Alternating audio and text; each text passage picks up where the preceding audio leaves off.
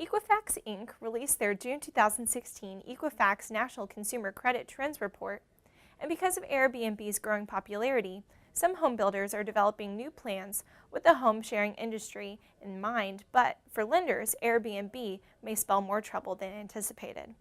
Ahead on Tuesday's News Wrap.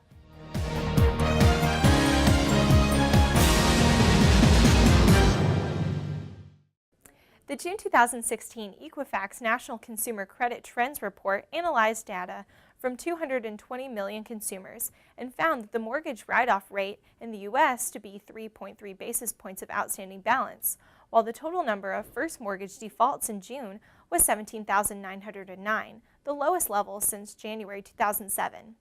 Amy Cruz-Cutt, Senior Vice President and Chief Economist at Equifax, said, quote, "The backlog of foreclosures for the financial crisis finally appears to be waning, and the write-offs are returning to historically normal levels." While the overall U.S. mortgage write-off rate returned to historical lows, some areas remained elevated. For instance, at 12.9 basis points, the write-off rate in Puerto Rico is 3 times higher than the national average, and in Nevada, the rate is twice as high at 6.6 basis points.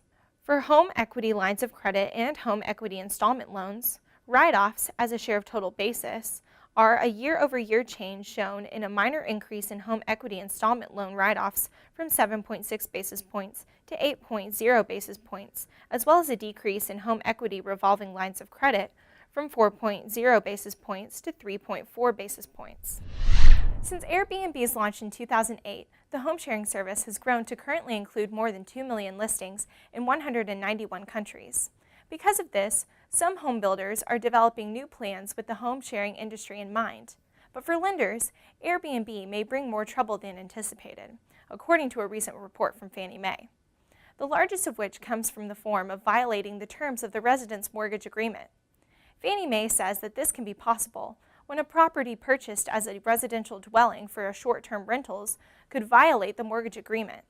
Additionally, if the lender decides that the regular use of the short-term rental could cause property value to decline, the lender could call for the loan due, meaning that the owner would have to pay off the balance or lose the house.